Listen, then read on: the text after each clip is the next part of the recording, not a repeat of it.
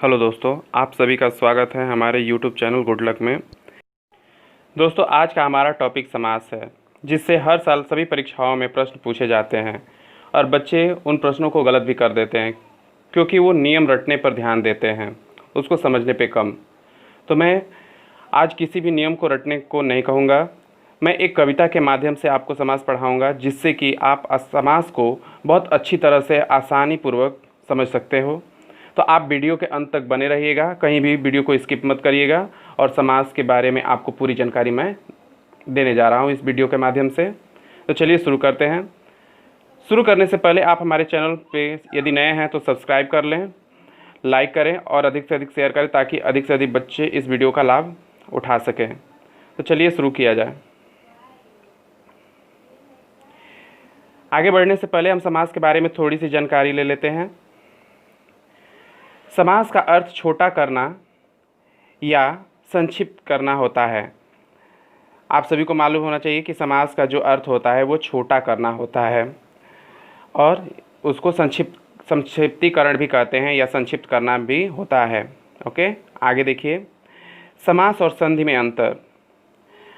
समास और संधि में क्या अंतर है, इसको हम जान लेते हैं। क्योंकि संधि में भी आप लोग देखते हो कि मतलब दो शब्द जुड़ करके और एक नए शब्द का निर्माण करते हैं, तो बच्चे ये हमेशा सोचते हैं कि संधि में भी शब्दों का योग होता है, लेकिन ऐसा नहीं है।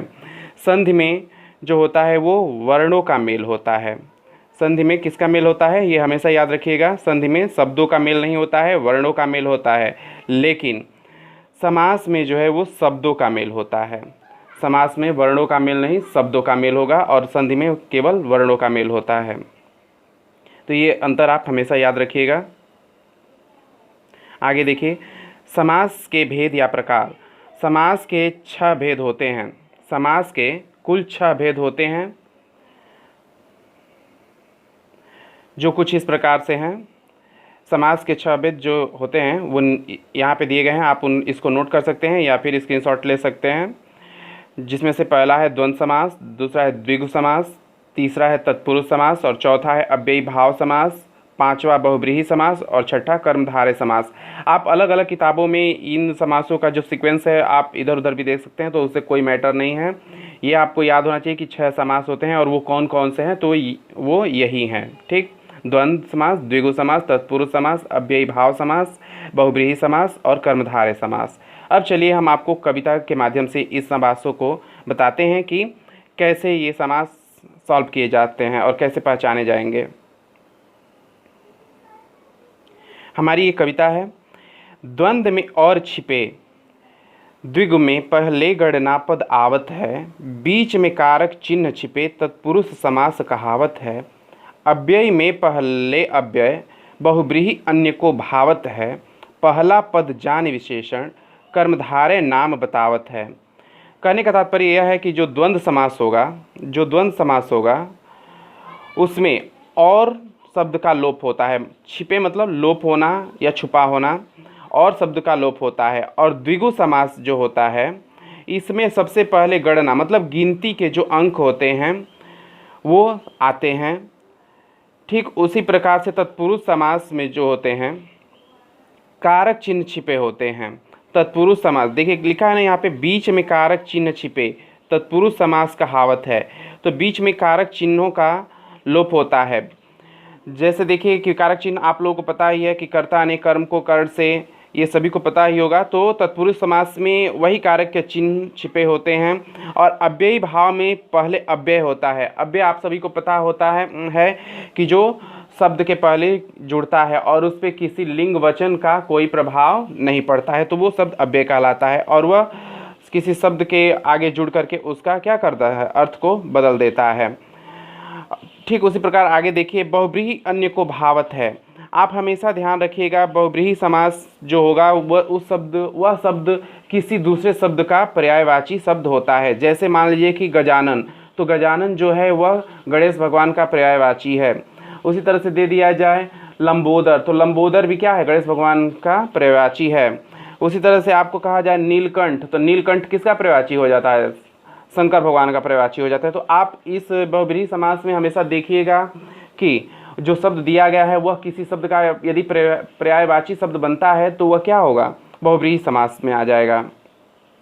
आगे देखिए, पहला पद जान विशेषण कर्मधारय नाम बतावत है। और जो कर्मधारय समास होगा इसमें पहला जो पद होगा वो विशेषण होगा। जैसे मान लीजिए कि नील कमल, तो कमल कैसा है? नीला है। तो कमल की विशेषता क्या है कि वह नीला है, और जो नीला शब्द है वह किसकी विशेषता को प्रकट कर रहा है? कमल की विशेषता प्रकट कर रहा है।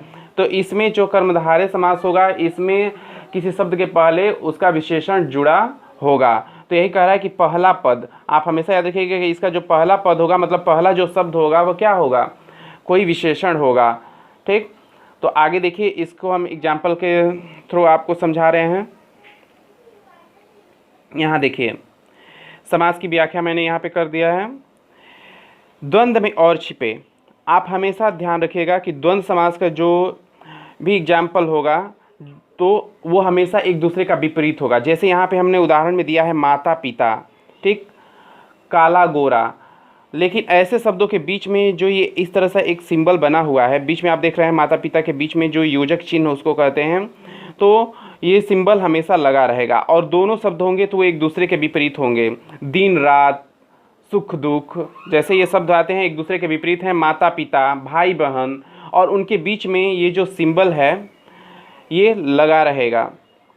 ऐसे सिंबल उसके बीच में लगा रहेगा जिसको योजक चिन्ह कहते हैं। उसका ही मतलब क्या होता है? और होता है, ठीक ना, और तथा। तो ये द्वंद्व समास के शब्दों में छिपा रहेगा। आगे चलिए द्विगु समास को देखते हैं। द्विगु समास में जो है पहला पद गणना जो होगा, पहला पद वो गणना पद होगा। ठीक, कह रहा है ना कि द्विगु समास में पहले जो पद होगा वो गणना पद है। तो आगे देखिए, इसमें ऐसे देंगे सब, जैसे चौराहा, यहाँ पे चौराहा दिया है तो आप लोग देख रहे हो कि सबसे पहले क्या दिया है? चौ मतलब चार, और राहा मतलब रास्ता, चार रास्तों का समूह। यहाँ पे हम उसको विग्रह करके आप लोगों को बताएं, समास विग्रह करके कि क्या होता है उसका अर्थ। तो चौ मतलब चार, और राहा मतलब रास्ता, मतलब चार रास्तों का जो समूह होता है तो उसे चौराहा कहते हैं। इसी तरह से तिराहा, तीन रास्तों का समूह। तो आप देखोगे कि इन शब्दों के पहले जो संख्या आएगी तो ये किस समास का उदाहरण हो जाएगा? द्विगु समास का उदाहरण हो जाएगा। ये हमेशा आप ध्यान रखिए कि द्विगु समास का जो उदाहरण होगा उस समास में समास के एग्जाम्पल में सबसे पहले आपको जो है संख्या पद मिलेंगे। ठीक, तो आगे चलते हैं। बीच में कारक चिन्ह छिपे, बीच में कारक चिन्ह छिपे तत्पुरुष समास कहावत है। तो यहाँ पर देखिए बीच में कारक चिन्ह कैसे छिपा है। जैसे यहाँ पे एग्जाम्पल में दिया है राजपुत्र, राजपुत्र, तो इसका यदि आप विग्रह करेंगे मतलब इसको एक्सप्लेन करेंगे तो ये क्या हो जाएगा? राजा का पुत्र। तो उसको शॉर्ट में कहा गया है समास। समास का अर्थ ही होता है छोटा करना या संक्षिप्त करना, तो कहा गया है राजपुत्र। तो यहाँ पे जो कारक का चिन्ह है वो इसमें छिपा हुआ है। इसी तरह से दे दिया जाए राजवंश, राजा का वंश। उसी तरह से यदि और कहा जाए कि राजकुमार, राजा का कुमार, तो इसमें कारक के जो चिन्ह होंगे वो छिपे होंगे। इस तरह से कहा जाए देशभक्ति, तो देश के लिए भक्ति, तो जो के लिए है वो कारक चिन्ह है। इस तरह से राजा का पुत्र में जो का है वो भी कारक का चिन्ह है। तो इसको आप हमेशा विग्रह करके आप देखेंगे तो इसमें कारक का चिन्ह होगा। तो कारक का चिन्ह से मतलब उस शब्द से जो कारक को डिनोट करता है। जैसे इसमें का है और देश के लिए भक्ति में के लिए जो है, तो वो आप ऐसे उसको विग्रह करके आप देख सकते हैं। आगे चलिए अव्यय भाव को देखते हैं। कह रहा है कि अव्यय में पहले अव्यय, तो अव्यय आप लोग जानते ही हो कि जिस पे लिंग वचन का कोई प्रभाव नहीं पड़ता है, वो बदलता नहीं है, तो वह क्या कहलाता है? अव्यय कहलाता है। तो अव्यय एक ऐसा शब्द होता है जो किसी शब्द के पहले जुड़कर उसके अर्थ को क्या करता है? परिवर्तित करता है। तो जैसे यहाँ पे दिया है यथाशक्ति, तो यथा जो है वो क्या है? अव्यय है। इस पे किसी भी लिंग वचन का कोई प्रभाव नहीं पड़ता है। तो यथाशक्ति मतलब कि शक्ति के अनुसार। यथाशक्ति का क्या अर्थ होता है? शक्ति के अनुसार। ठीक इसी तरह से कहा जाए यथा भाव, तो मतलब भाव के अनुसार। तो ये यथा है, ठीक ना। आ जन्म, तो जन्म से लेकर जो आ है वो क्या हो जाएगा? अव्ययी भाव समास का उदाहरण हो जाएगा। आ जन्म मतलब जन्म से लेकर। इसी तरह से आगे देखिए बहुव्रीहि समास में कह रहा है कि अन्य को, बहुव्रीहि अन्य को भावत है, बहुव्रीहि अन्य को भावत है। तो बहुव्रीहि को हम पहले ही बता चुके हैं कि इस समास में जो होगा देखना होगा कि आपको कि ये किसी दूसरे शब्द का पर्यायवाची है तो वो क्या हो जाएगा, बहुब्रीहि समास हो जाएगा। क्यों ना, उसमें आप देखोगे कि यदि आगे पहला जो पद होगा यदि वो संख्यावाची भी होगा और वह किसी अन्य शब्द का जो है यदि पर्याय बन रहा है, पर्यायवाची शब्द है, तो वह आपका द्विगु समास नहीं होगा, वो आपका क्या हो जाएगा, बहुव्रीहि समास हो जाएगा। आप लोग देख रहे हो कि द्विगु समास में भी जो है वो क्या है, आगे संख्यावाची पद आ रहा है और इसमें भी आगे संख्यावाची पद आ रहा है, लेकिन चौराहा जो है ये किसी का क्या है, पर्यायवाची शब्द नहीं है। लेकिन त्रिनेत्र जो है ये किसी का पर्यायवाची शब्द है। तो किसका पर्यायवाची शब्द है, ये शंकर भगवान का पर्यायवाची शब्द है। तो ये क्या हो जाएगा, बहुब्रीहि समास हो जाएगा। तो इसमें आपको हमेशा यही देखना है बहुब्रीहि समास में कि यह जो है किसी शब्द का पर्यायवाची शब्द तो नहीं है, तो यदि होगा तो वह बहुब्रीहि समास में चला जाएगा। ठीक, आगे देखिए, कह रहा है पहला पद जान विशेषण कर्मधारय नाम बतावत है। तो इसमें कह रहा है कि पहला पद यदि आपको विशेषण बता रहा हो तो क्या हो जाएगा, कर्मधारय समास हो जाएगा। तो ये हमेशा याद रखिएगा, जो शब्द दिया रहेगा उसमें जो पहले शब्द रहेगा वो किसी शब्द की विशेषता दूसरे शब्द की विशेषता को प्रकट कर रहा होगा तो वो क्या हो जाएगा, कर्मधारय समास हो जाएगा। जैसे इसमें दिया है नीलकमल, तो जो इसका हम विग्रह करें तो नीला है कमल, अर्थात कमल कैसा है, नीला है। तो जो पहला नील है वो किसकी विशेषता बता रहा है, कमल की विशेषता बता रहा है। तो इसलिए यह जो है कर्मधारय समास हो जाएगा। तो आप हमेशा ध्यान रखिएगा। ऊपर से एक बार फिर से देख लीजिए, जो द्वंद्व समास होगा तो उसके दोनों शब्दों के बीच में ऐसे योजक चिन्ह लगे होंगे, एक योजक चिन्ह लगा होगा। द्विगु समास में पहले संख्यावाची पद दिया रहेगा, लेकिन ये ध्यान रखना है कि वो किसी शब्द का यदि पर्यायवाची शब्द बनेगा तो वो बहुब्रीहि समास में चला जाएगा, और यदि नहीं है पर्यायवाची शब्द किसी का तो वह द्विगु समास है।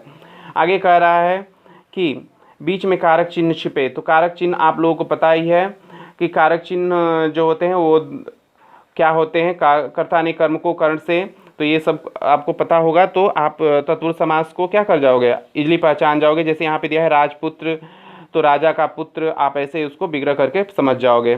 ठीक, आगे है अव्यय में पहले अव्यय। तो अव्ययी भाव में सबसे पहला जो पद होगा वो अव्यय होगा, और दूसरा शब्द जो होगा उसके बारे में ये क्या करेगा, उसके अर्थ को बदल देगा।